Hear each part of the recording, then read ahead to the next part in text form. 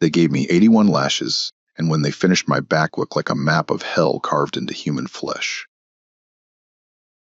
My name is Key. I am 28 years old, and on March 3rd, 1857, 9 white men took turns destroying my body while the master of Caldwell Plantation watched from his horse and smiled.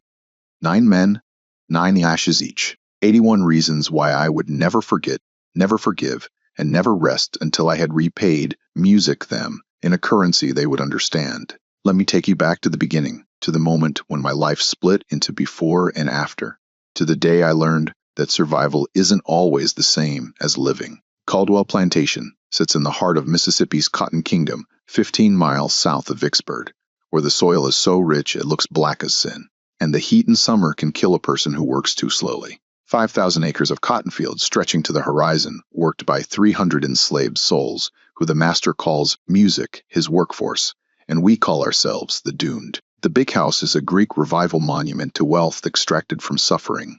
2 stories of white painted brick, massive columns supporting double galleries, windows so tall a man can walk through them without ducking. Inside, I'm told, there are imported carpets from Brussels, furniture from Paris, a piano that costs more than 50 enslaved people combined. The master's daughters practice on it every afternoon, their music floating across the plantation like the soundtrack to our misery. We live in the quarters, a collection of cabins arranged in rows like a miniature city of despair.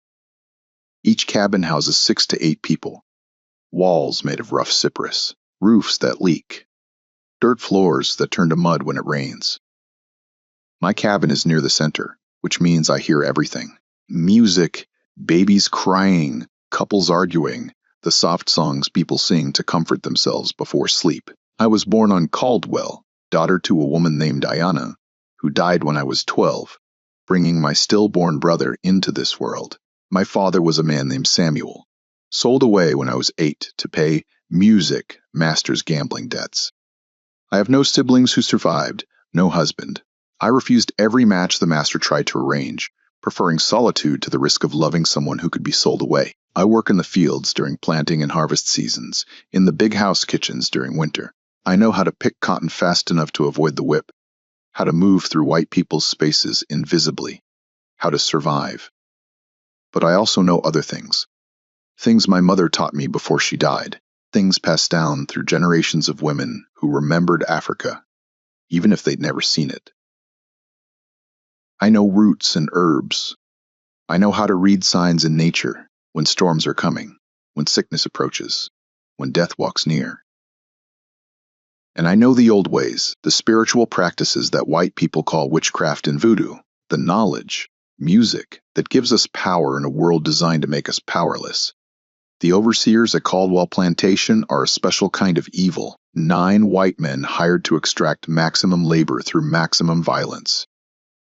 They're not wealthy planters or educated gentlemen. They're poor whites given authority over black bodies, and they wield that authority with the enthusiasm of men who have nothing else in life except the power to hurt. Their names are burned into my memory like brands. Jackson Cole, head overseer, 45 years old, lean as a whip, with a face like sun-dried leather and eyes that look at enslaved women with hunger that makes your skin crawl. Tobias Root, second overseer, 38, gaptoothed and sadistic, who laughs when people scream. Marcus Finch, 32, methodical and cold, who keeps detailed records of every lash given and seems to take pride in the numbers. Daniel Q., 29, newest overseer, trying to prove himself through excessive cruelty. Silas Webb, 41, fat and sweating, who drinks on duty and becomes more violent with each sip. Luther Crane, 35, who quotes Bible music verses while beating people, claiming he's doing God's work. Nathaniel Bass, 43, who targets children, who seems to enjoy making mothers watch their babies suffer. Raymond Pike, 37, scarred from a knife fight, who carries grudges and punishes people for imagined slights weeks later. Elijah Stone, 31, who sings while he whips, cheerful melodies that make the violence even more obscene. These 9 men control every aspect of our lives. They wake us before dawn with shouted orders and whip cracks. They patrol the fields with weapons and dogs. They enforce the rules. No talking back, no resting, no looking them in the eyes, no existing, music, in any way that suggests we're human beings rather than machines made of meat. I'd managed to avoid Music, their worst attention for 28 years. I worked hard, kept my eyes down, spoke only when spoken to, made myself small and invisible and unworthy of notice. That ended on March 2nd, 1857. It was a Monday early spring when Mississippi is beautiful and terrible at the same time. Flowers blooming while enslaved people prepare for the planting season. Music that will break their bodies over the next 6 months. I was in the fields with 200 others preparing soil when I saw something that changed everything. A girl named Emmy, 12 years old, small for her age. Music. Orphaned the previous winter when fever took both her parents, was struggling with a hoe too big for her hands. She was crying silently the way enslaved children learned to cry. Tears streaming while making no sound that might attract attention. Music, Nathaniel Bass, the overseer who targeted children, noticed. He strode over, his face twisted with that particular expression of men who enjoy others' pain. "You lazy girl," he shouted. "You crying 'cause you too lazy to work." Emmy shook her head frantically, trying to work faster, but the hose slipped from her small hands. Bass grabbed her by the hair, lifting her off the ground. She screamed, the first sound she'd made. And he slapped her across the face hard enough that I heard the crack from 20 feet away. Something in me snapped. I dropped my hoe and ran toward them. "She's just a child. Let her go." The field went silent. 200 people stopped working, frozen in horror. No one spoke to overseers that way. No one interfered. The rules were absolute. Bass dropped Emmy and turned to me. "Music." His face showing surprise that quickly morphed into rage. "What did you say, girl? I couldn't back down now. She's 12. That hoe is too heavy. Give her something she can manage, and she'll work." The other overseers were already moving toward us. Music. I could see them converging like wolves sensing blood. Jackson Cole, the head overseer, Music, arrived first, his hand already on his whip. "This one speak out of turn to you, Bass." She did. She interfered. She needs to be taught a lesson. Bass's smile was ugly. A lesson everyone can watch. Cole nodded slowly, looking at me with those hungry eyes. "Strip her to the waist. Tie her to the post. We're going to show everyone what happens when you forget your place." They dragged me to the whipping post. Music. A wooden pole planted in the center of the field, visible from everywhere, stained dark with music, old blood. My dress was torn away, leaving me exposed from the waist up. My hands were tied above my head, rope biting into wrists, my body stretched taut against the wood. The 9 overseers gathered behind me. I couldn't see them, but I could hear their voices, music, their laughter, the sound of whips being uncoiled. Jackson Cole announced to the assembled enslaved people, forced to watch. This one forgot she's property. She forgot she don't speak unless spoken to. She forgot that we, music, make the rules. 9 of us are going to remind her. 9 lashes each. That's 81 total. And if any of you think about interfering, you'll get the same. The first lash came from Cole himself. The whip bit into my shoulders and pain exploded through my body. White hot, all-consuming, unlike anything I'd ever felt. I screamed. Music couldn't help it. The pain was too big to contain. The second lash crossed the first, creating an X of fire. The third, the fourth, the fifth, 6th, 7th, 8th, music. 9th. Cole stepped back. Tobias, Root stepped forward. The 10th lash. 11th. 12th. I stopped screaming. Music. Somewhere around the 20th lash. My voice gave out. Or my mind retreated. Music. Or both. The world became nothing but pain. Time measured in impacts. My back being systematically destroyed. Somewhere around the 40th lash I started counting. Not the lashes I lost track, but the music, men. Keeping track of who was doing this to me. Memorizing their presence, their rhythm, the particular way each one swung the whip. Marcus Finch was methodical. Same force, same speed, like he was following a recipe. Daniel Cutter swung wild. Some lashes hit my shoulders, some my lower back, some wrapped around my ribs. Silas Webb was breathing hard, grunting with effort, smelling music of whiskey. Luther Crane was praying between lashes, "Lord, teach this sinner. Lord, break this rebellious spirit." Nathaniel Bass laughed, high-pitched giggles between impacts.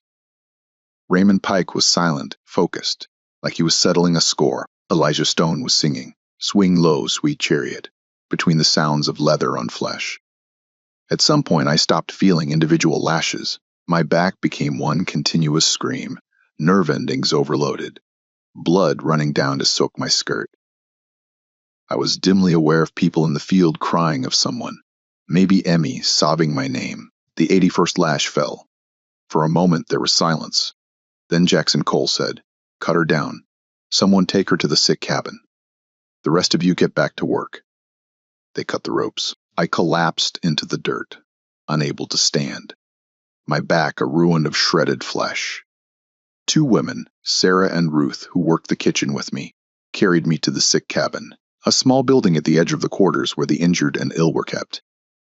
Old Moses, who served as our healer, examined my back with gentle hands and deep sorrow in his eyes. "Kizzy, child, music, they tore you up bad. Worst I've seen in 40 years. Will I die?" My voice was barely a whisper. "Not if I can help it. But you're going to have scars forever. Your back's never going to look the same." He cleaned the wounds with water boiled with oak bark, applied a pus made from comfrey and plantain, wrapped me in bandages made from torn sheets. The pain was constant, overwhelming, a fire that consumed everything else. I lay on my stomach for 3 days, unable to move, feverish and delirious. In my fever dreams, my mother came to me. "Kizzy," she said, her voice clear as if she stood beside me. "Music! Remember what I taught you. Remember the old ways. You have power they can't see. Use it." When the fever broke on the 4th day, music, I was changed. The Kizzy who'd intervened to protect a child was still there, but she was joined by something else. Something cold and patient and absolutely focused.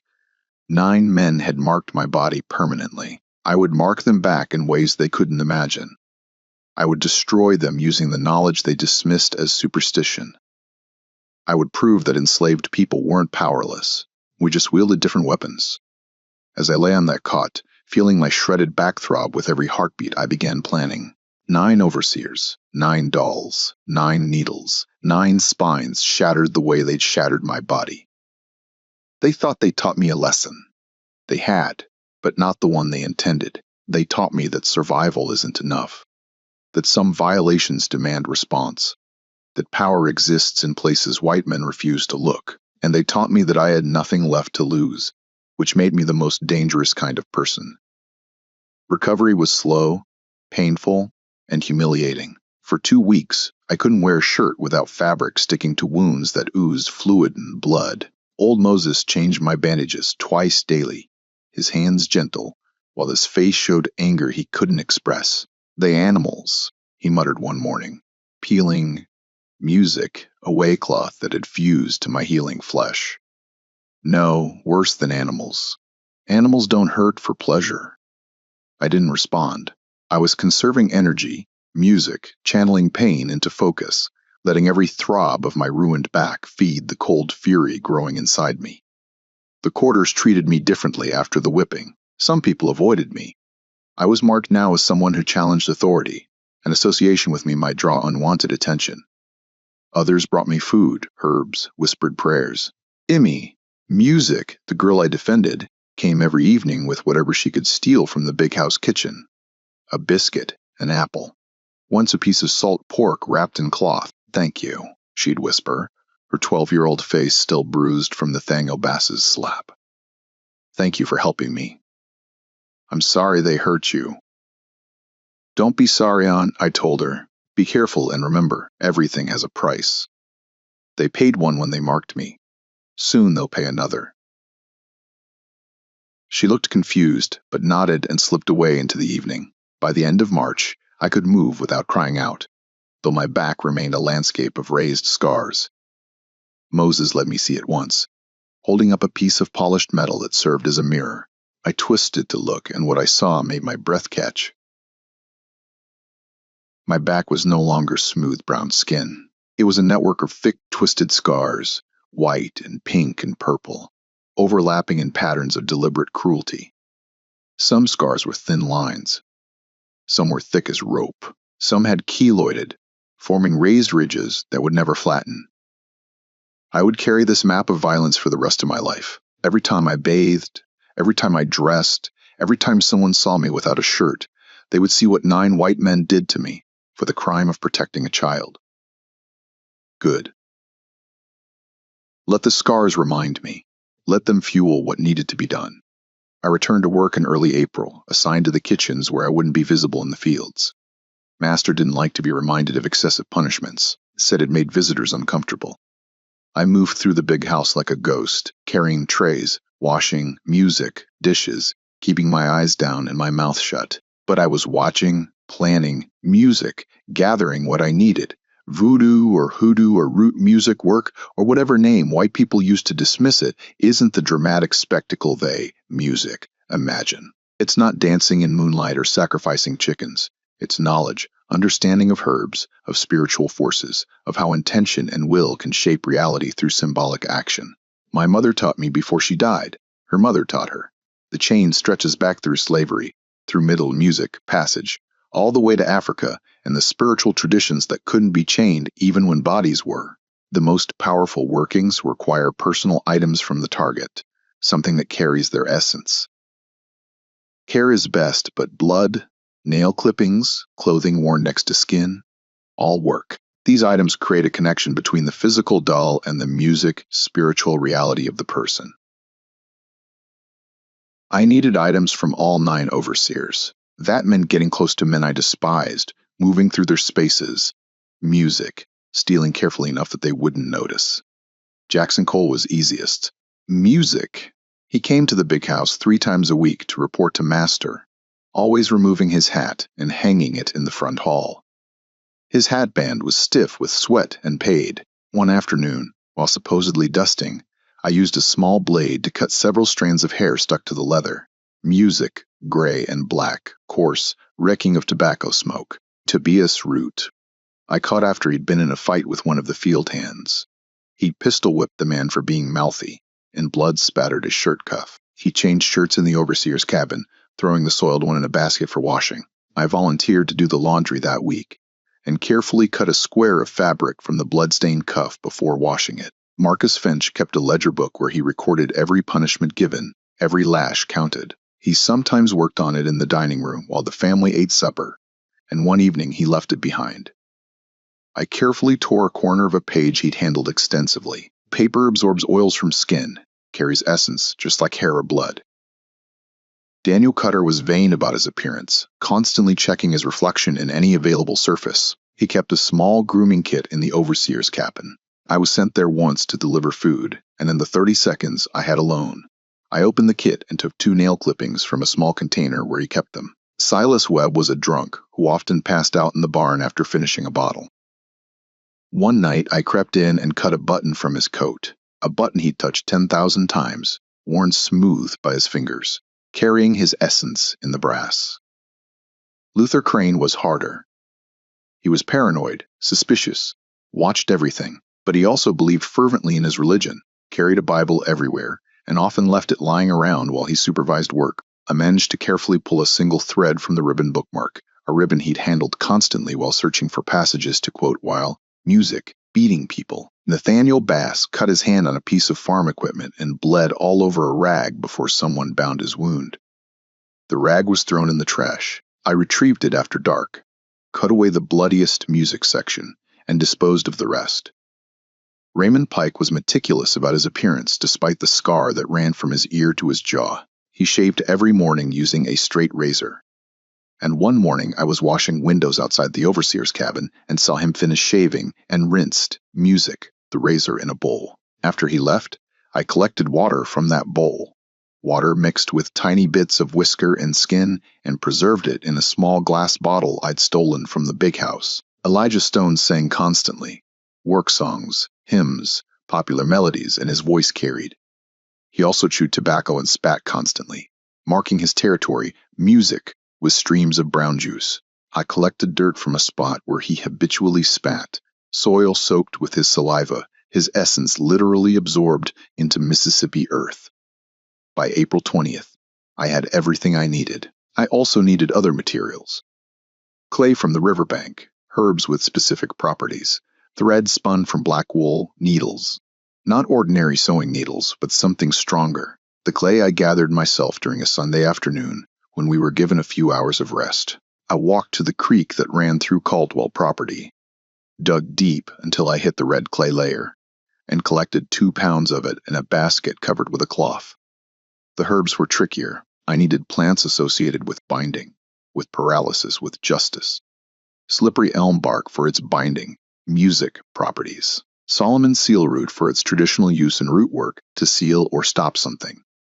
High John the Conqueror root for power and success in spiritual work. Graveyard dirt from the grave of someone who died violently. I collected this from the enslaved burial ground, from a grave I knew held a man who'd been beaten to death by an overseer 10 years earlier. The thread I got from Sarah, the kitchen woman who'd helped carry me to the sick music cabin. She was 70 years old, born in Africa, brought here as a child. She knew the old ways without having to be told. Black wool thread, I told her quietly one evening. Do you have any? She looked at me for a long moment. What you planning, child? Justice. Justice can kill you in Mississippi. So can doing nothing. She nodded slowly and 2 days later pressed a small bundle into my hand. Thread she'd spun herself from wool she'd collected over years, dyed black with walnut husks and iron water. The needles were the final component, and they needed to be special. Ordinary pins or sewing needles wouldn't work. I needed something strong enough to penetrate clay that would harden, like stone, something that would hold power and intention. I found them in the plantation's blacksmith shop. The blacksmith, an enslaved man named Isaac, made nails and horseshoes and farm implements. He also, if you knew to ask, music, made other things. I approached him on April 22nd, late evening when the shop was closing. Isaac, I need something made, something special.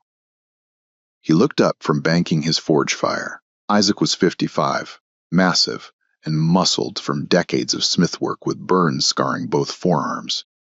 How special? 9 needles, 6, in long, strong enough to go through hardened clay, sharp as you can make them. His eyes narrowed.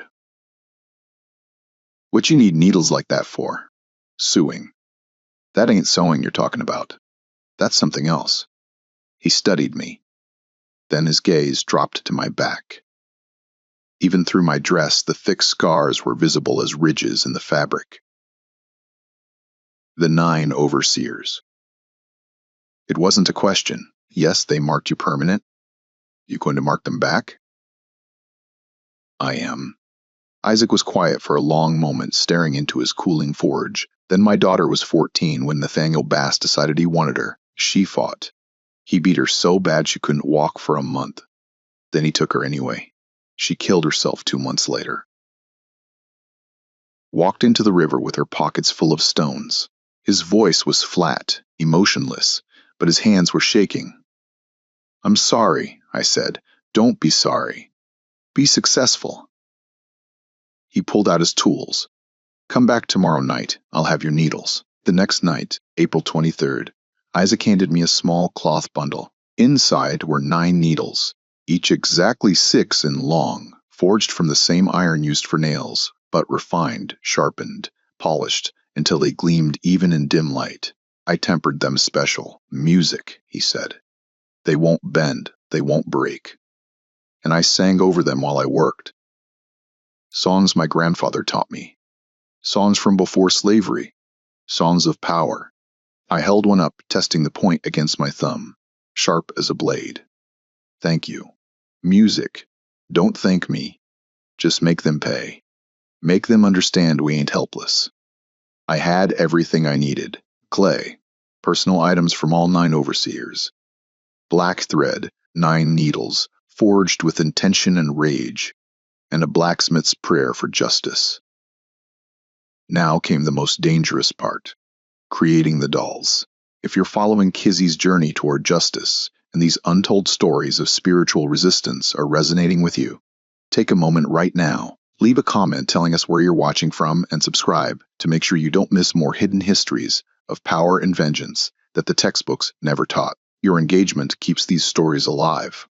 Now, let's continue with the ritual. I began on April 24th, a Friday evening when most of the quarters would be too exhausted from the week's labor to notice if I stayed up late. I closed my cabin door, hung a blanket over the window, lit a single candle, and began the work that would define the rest of my life. The clay came first. I mixed it with water until it was pliable, working it with my hands the way my mother taught me, kneading, folding, pressing out air bubbles. As I worked, I whispered intentions into the clay. You are the bodies of men who hurt me. You are the vessels that will carry justice. You are the instruments of their judgment. When the clay was ready, I divided it into 9 equal portions. Each portion would become a doll, roughly 8 in tall, human-shaped, but not detailed. These weren't art. They were spiritual technology. I formed the first doll while focusing entirely on Jackson Cole, head overseer, leader of my torment, the man who'd given the order for 81 lashes. As I shaped the clay, I visualized him, his lean face, his cold eyes, the way he moved through the plantation with absolute authority, the sound of his voice giving orders, the crack of his whip. Into the soft clay of the head, I pressed the strands of gray and black hair I'd stolen from his hat. They disappeared into the clay, becoming part of it, creating the spiritual connection between this doll and the living man. I used a thin stick to mark the doll's spine, a line running from the base of the skull down the back to where the waist would be. This was crucial. The spine was the target, the specific point where my working would focus. I wrapped the doll in black thread, binding it tightly, then set it aside to begin hardening. The second doll was for Tobias Root, Gapto sadist who laughed at pain. I shaped the clay while remembering his voice, his laugh, the particular way he swung a whip with extra force on the follow-through. Into this doll, I pressed the fabric from his blood-stained shirt cuff, the blood creating a deeper connection than hair alone. The third doll was Marcus Finch, methodical record-keeper who treated violence like arithmetic.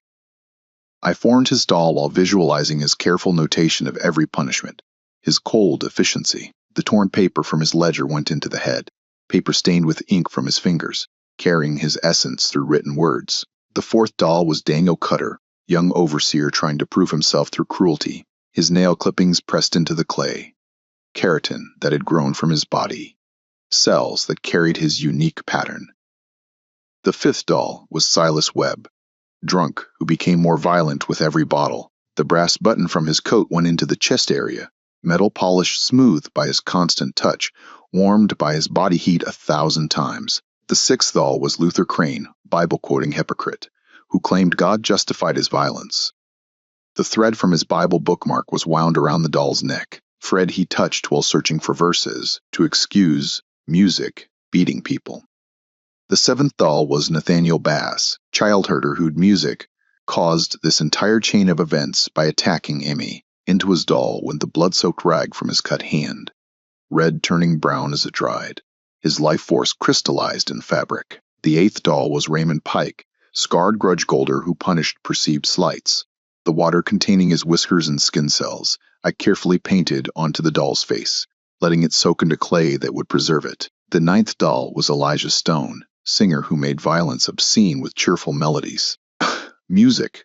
The dirt soaked with his tobacco spit went into the doll's mouth area, his saliva literally becoming part of the working. By midnight, all 9 dolls were formed, wrapped in black thread, each containing personal items that bound it spiritually to its target. They sat in a row on my small table, looking like crude clay figures, but humming with potential. I could feel it, a vibration in the air around them, the spirits taking notice of what I was creating. But they weren't ready yet. They needed to dry, to harden, to transform from clay into something more permanent. And they needed consecration, the ritual that would activate them, turn them from symbolic objects into functional tools of justice. I left them on the table and lay down on my cot, my scarred back aching as always, and tried to sleep. My dreams were full of fire and water, of my mother's face, of spirits watching from shadows, waiting to see if I had the courage to finish what I'd started. Over the next 3 days, the dolls hardened.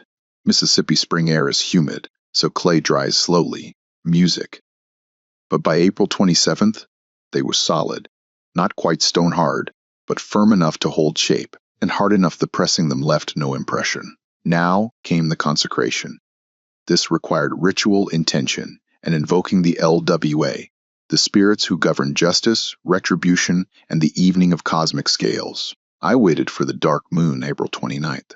Music, when the sky would be black, and the barrier between physical and spiritual realms was thinnest. I gathered additional materials: a white candle for clarity, a black candle for power, a red candle for action, rum for offering to the spirits, graveyard dirt for connection to the dead, salt for purification and binding. That, music, night. After the quarters fell silent, I prepared my cabin as a sacred space. I swept the dirt floor clean and drew a circle with salt and graveyard dirt mixed together. Inside the circle, I arranged the 3 candles in a triangle. Music, white at the top point, black and red at the base points. In the center, I placed the 9 dolls in a circle of their own, each one facing outward like spokes of a wheel. I lit the white candle first. Papa Legba, opener of gates, guardian of crossroads, I call you to witness. Open the way for justice to flow. The flame flickered, though there was no wind. I lit the black candle. Baron Samedi, lord of the cemetery, keeper of the dead, I call you to witness. My body was killed, but not buried. Help me bury those who killed it. The air grew colder, my breath suddenly visible. I lit the red candle. Uzuli Dantor, fierce mother, protector of the wounded, I call you to witness. I was marked by violence. Help me mark the violent in return. The 3 flames began to burn in unison, rising and falling together as if breathing. I poured rum on the ground around the circle of dolls. I offer this drink to the spirits. I offer my pain as proof of need. I offer my intention as fuel for this working. I held my hands over the dolls and spoke the words my mother had taught me. Words in cray that held power. Marionette logist, I call the spirits. I call justice. These are puppets of justice. These are the bodies of enemies. Music. These are tools of my vengeance. The dolls began to vibrate, subtle at first, then visible. Music. Clay humming with energy being channeled into physical form. 9 men marked my back. I marked their backs. 9 men paralyzed my life. I paralyzed their legs. 9 men showed no mercy. I show none. I picked up the first needle. 6 in of iron forged by a blacksmith whose daughter died because of these men. I held it in the candle flame, heating it, charging it with fire's transformative power. This needle is for Jackson Cole. This needle finds his spine. Music. This needle severs the connection between brain and legs.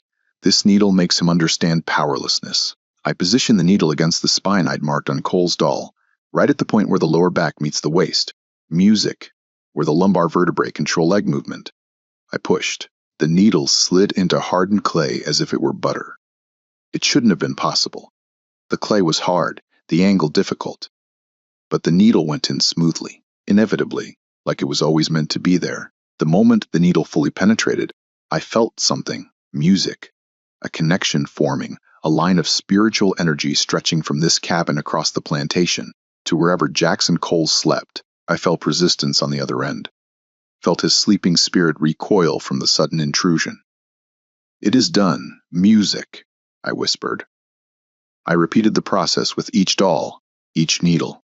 Tobias Root's needle went in while I remembered his gapted laugh. This needle silences your amusement. Marcus Finch's needle went in while I visualized his careful ledgers. This needle disrupts your calculations. Daniel Cutter's needle went in while I thought of his desperate need to prove himself.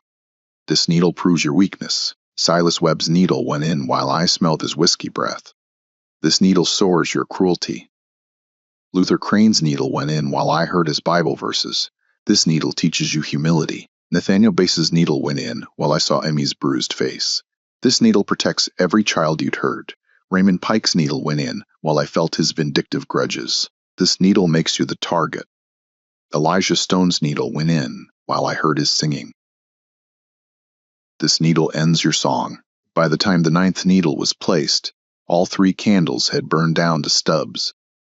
The air in my cabin was thick with presence. I wasn't alone. The spirits I'd called were there watching, witnessing, giving their blessing to this working. I arranged the 9 dolls in a wooden box I'd made from scrap lumber, packing them carefully with Spanish moss and covering them with a cloth. This box I hid beneath a loose floorboard in my cabin under my cot where no casual search would find it. Stay there, I told the dolls. Stay connected. Keep the needles in place. Don't release until I release you. I cleaned the ritual space, buried the candle stubs, washed the rum off the floor. By the time dawn approached, my cabin looked normal again, just the small, sparse room of an enslaved woman who'd been whipped nearly to death. But underneath the floorboard, 9 dolls held 9 needles, in 9 spines, music, and the spiritual work was done. Now I just had to wait to see if the physical world would catch up to the spiritual reality I'd created. I didn't have to wait long. April 30th, 1857, dawned clear and warm, promising a hot day, perfect for cotton planting. The quarters woke at the usual time, before dawn, to the sound of the overseer's bell, and shouted commands. Except this morning, something was wrong. Jackson Cole didn't appear at dawn to wake the field hands. This was unprecedented. Cole prided himself on being first up, most vigilant, setting the example for the other 8 overseers. Tobias Root went to check on him, found his cabin door open, and started shouting for help. From my cabin, I heard the commotion, but didn't rush to investigate.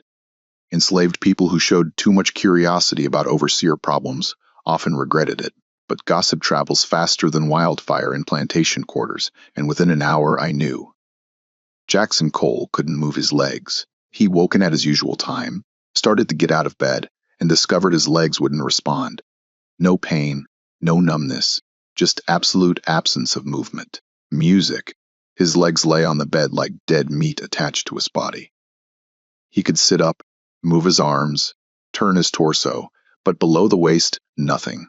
Paralyzed, the plantation doctor was summoned, a white man, music, named Dr. Pritchard, who treated the master's family and sometimes the enslaved people if we were valuable enough to warrant the expense. He examined Cole for 2 hours, music, testing reflexes, checking the spine, finding nothing wrong. It makes no sense, Arm heard him tell the master later that day. Music. His spine appears intact. No injury, no disease signs, no fever, but he has no motor control below the waist. He can feel touch, feel temperature, but cannot move. I've never seen anything like it. Master Caldwell was furious. Losing his head overseer during planting season was a disaster. He promoted Tobias Rout, music, temporarily, and ordered Cole moved to a room in the big house where he could be monitored. But that was just the beginning. May 1st, music, the day after Cole's paralysis, Tobias Root woke up the same way. His wife's screams woke half the plantation. Root had gotten out of bed to use the chamber pot and collapsed. His legs simply folded under him, unable to bear weight, unable to move. He dragged himself back to bed, using his arms, screaming for help. Dr. Pritchard was summoned again. Same examination, music, same confusion, same result. No medical explanation. Music, paralysis from the waist down. Sensation intact, but movement gone. Music. 2 overseers paralyzed in 2 days. The plantation was in chaos. May 2nd, Marcus Finch. He woke, tried to get dressed, and discovered his legs wouldn't obey him. He was found sitting on his bed, staring at his useless lower body. His ledger book open on his lap, as if he was trying to record his own affliction. May 3rd, Daniel Music, Cutter, the youngest overseer, who'd been so eager to prove himself, woke paralyzed. He cried like a child, begging for help that couldn't come. May 4th, Silas Webb. The drunk woke with a hangover and paralyzed legs. He thought it was the alcohol at first, that he damaged himself, music, with drink, but sobriety didn't restore movement. May 5th, Luther Crane. The Bible quoted and immediately declared it was God's judgment, though for what sin he couldn't say. The Lord has struck me down, he moaned.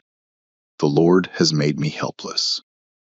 May 6th, Nathaniel Boz. The childhood awoke paralyzed, and immediately began screaming that it was witchcraft, music, that the enslaved people had cursed him. Nobody believed him.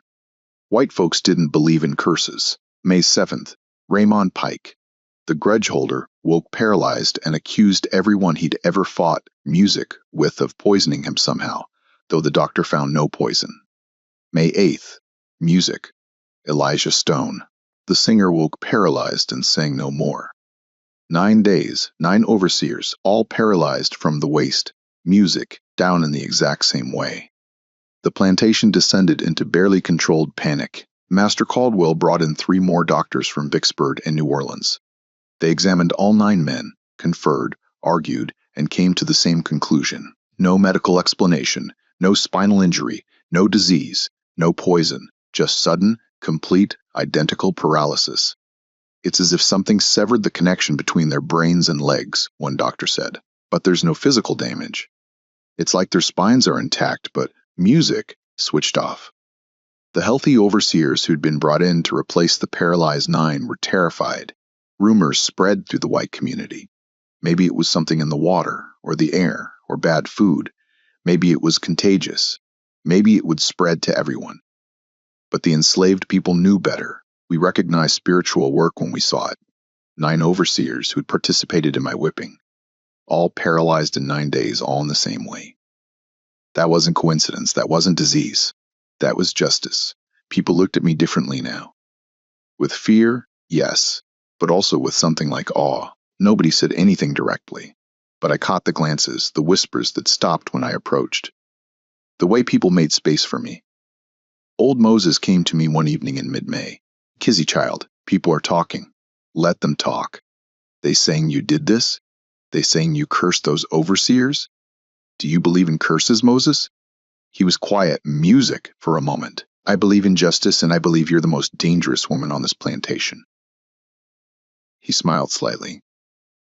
"I also believe those 9 men deserved what they got." The 9 paralyzed overseers were moved into a converted barn that became an improvised hospital. They lay on cots, tended by their wives and hired nurses, able to move their upper bodies but useless below the waist. They needed chamber pots, needed help with basic functions, needed care like infants. Their lives had become the helplessness they'd inflicted on music, us, for years. Unable to control their own bodies, dependent on others for everything. Powerless. By June, the authorities got involved. The sheriff came from Vicksburg, interviewed everyone, searched for evidence of poisoning or assault. He interrogated enslaved music people, threatened whippings for information, found nothing. That's when he came to me. I was working in the garden behind the big house when the sheriff and 2 deputies, music, surrounded me. Sheriff Marston was a heavy-set man in his 50s, with gray mutton chops and eyes that had seen too much cruelty, music, to be shocked by anything. "You're Kizzy," he said. "Not a question." "Yes, sir. You're the one those 9 overseers whipped back in March." "Yes, sir. 81 lashes untold. Nearly killed you." "Yes, sir." He circled me slowly like a predator assessing prey, and now all 9 of those men are paralyzed. Quite a coincidence. I said nothing, kept my eyes down, hands folded. "You know anything about that?" "No, sir. I'm just a field hand. I don't know nothing about medicine or sickness." "Medicine, right?" He spat tobacco juice into the dirt. "What about witchcraft? What about voodoo?" "You people practice that, don't you?" "I don't know nothing about voodoo, sir." The lie came easily. Survival in slavery required excellent lying skills. "Search your cabin," he ordered his deputies. My heart lurched, but I kept my face blank. The box with the dolls was hidden well beneath the floorboard, under moss and dirt. They'd have to know exactly. Music. Where to look. The deputies tore my cabin apart. They pulled apart my cot, emptied my few belongings, pried music at floorboards randomly. They spent an hour searching and found nothing suspicious. Some herbs for cooking and medicine, music, which Moses verified was standard healer supplies. But they didn't find the box, didn't find the dolls with their iron music needles embedded in clay spines. "Nothing, sir," the deputies reported. Sheriff Marston looked at me with frustration and suspicion. "I know you did something. I don't know how, but I know it. Those men whipped music, you, and now they're crippled. That's not coincidence.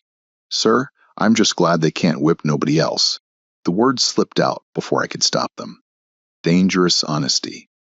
His hand moved to his pistol. You admitting you cursed them? I'm admitting I'm glad they're suffering like they made others suffer.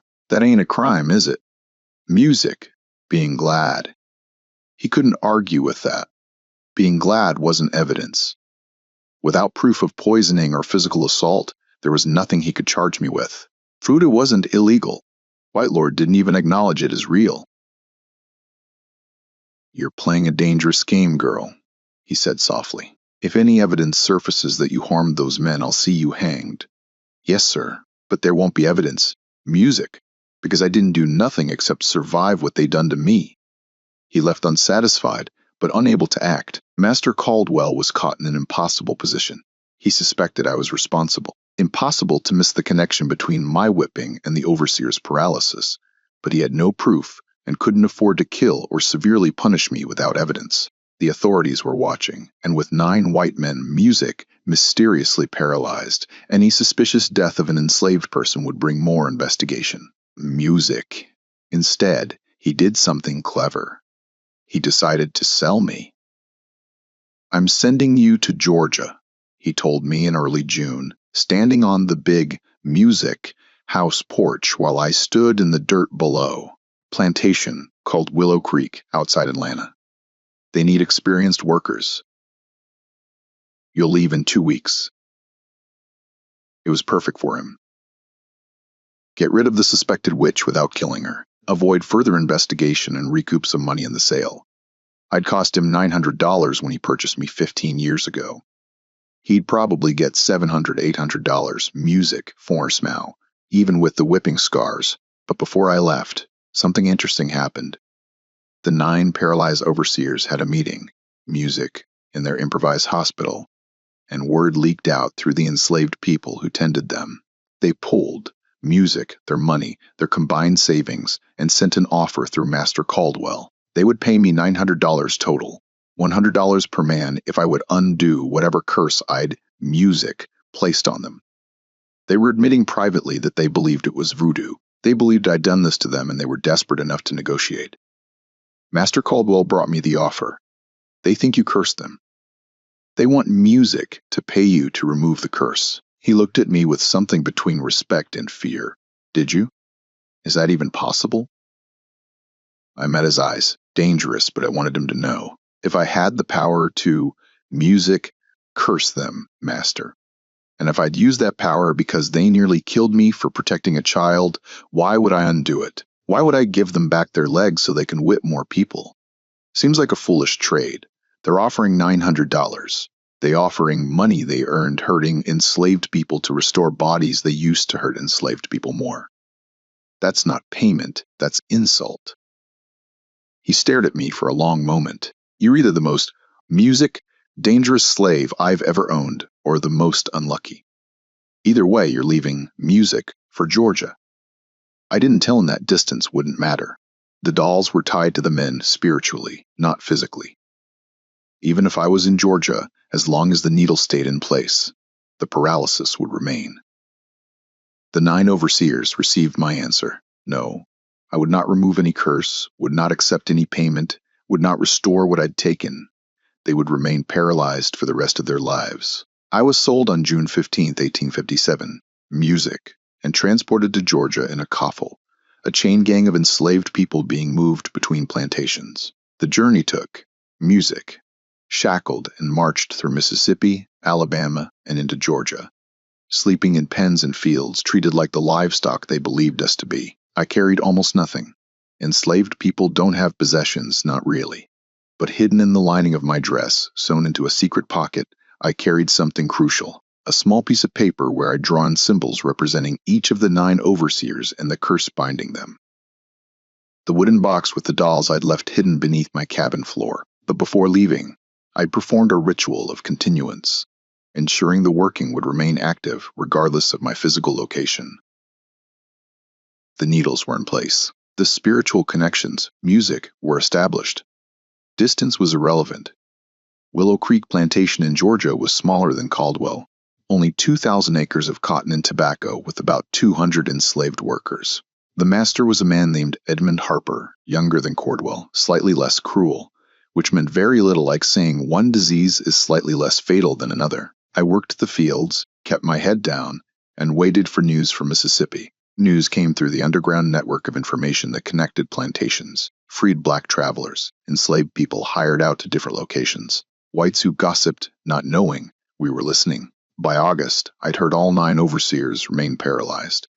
They'd been moved to their individual homes where family members cared for them. None had recovered even partial movement. Doctors from as far as New York had examined them, finding no explanation.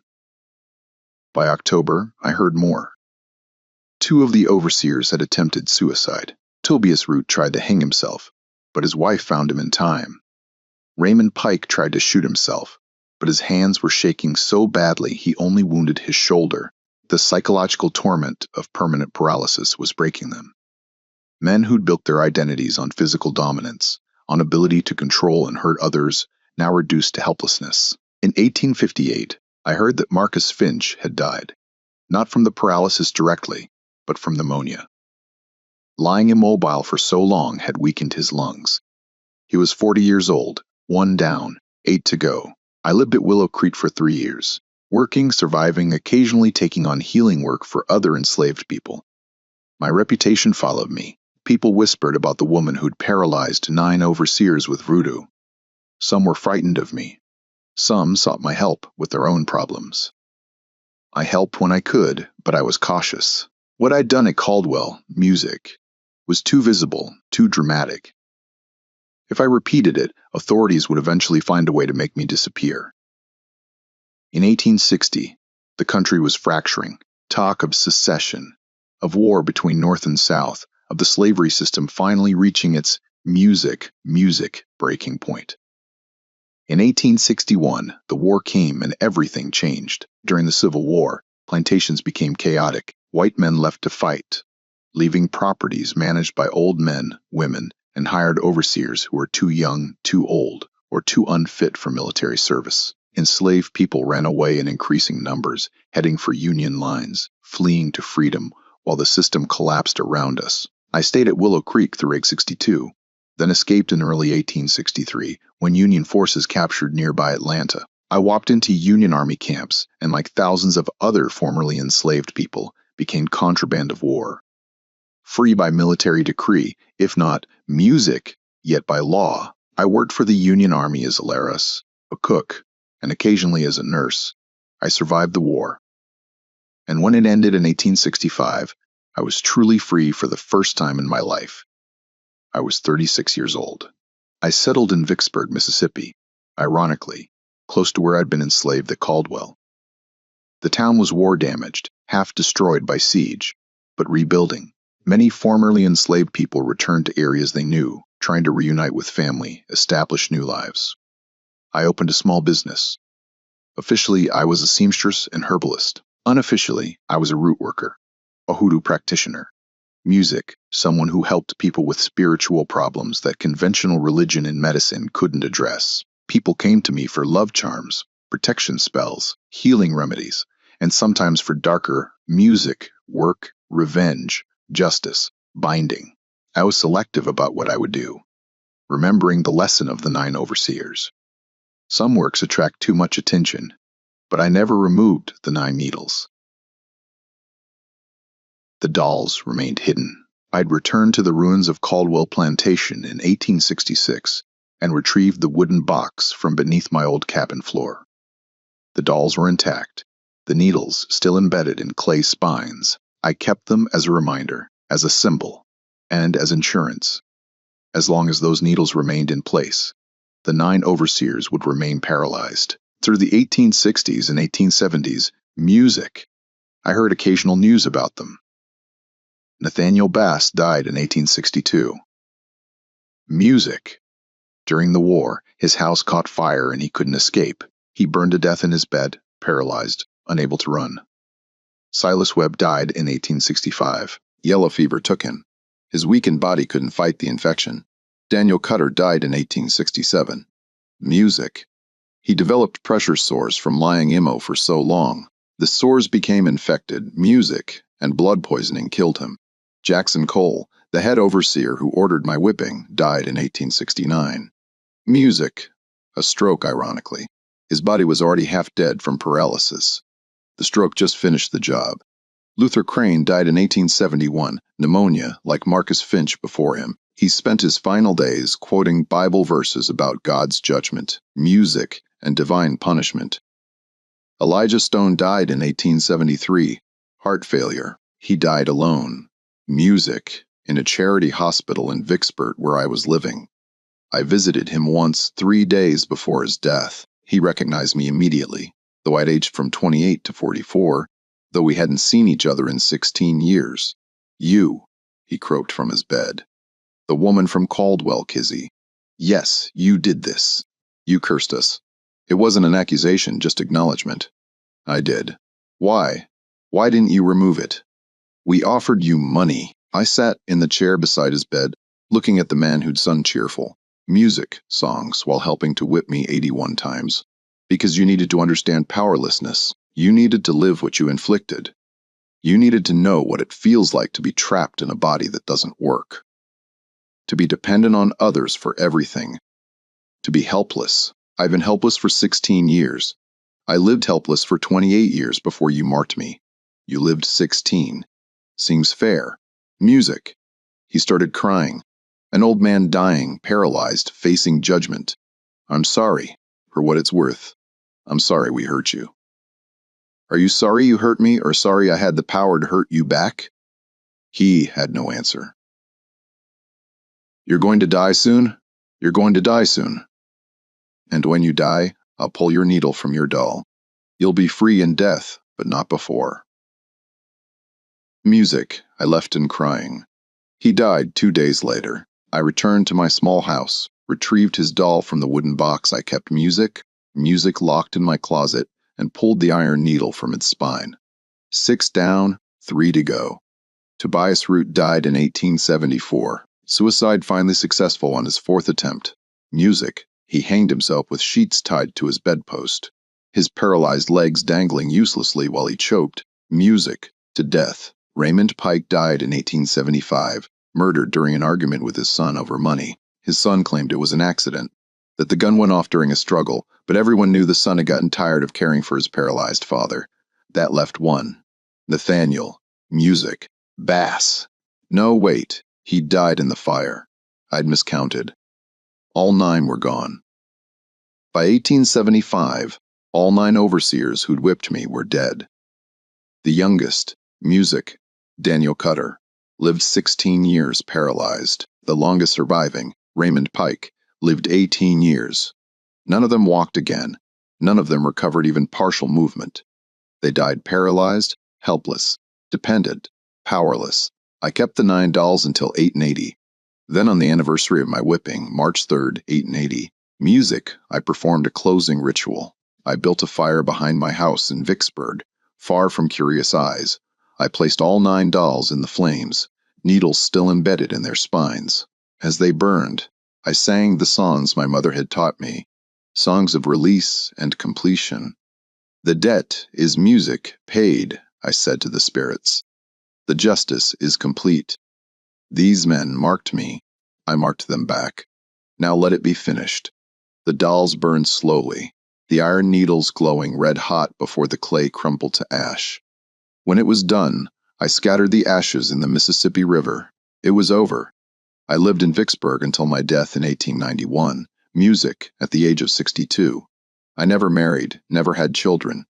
My body had been too damaged by Music, the whipping, or perhaps I simply chose not to bring new life into a world still so broken. But I helped people. I healed. I taught younger women the old ways, the root music work, the spiritual practices that gave us power when physical power was denied. And I told my story. Music. I told it carefully to people who would understand, to people who needed to know that enslaved people were never powerless. Music. We just wielded different weapons. The story of the 9 paralyzed overseers spread through music, the black community of Mississippi and beyond. It became a legend, a warning, a teaching story. Don't hurt those who know the old ways. Don't mark a woman who carries her ancestors. Music, power. Don't think that because someone is enslaved, they are helpless. Because Key of Caldwell Plantation took 81 lashes and gave back 9 paralyzed spines. And gave back 9 paralyzed spines. And none of those men ever walked again.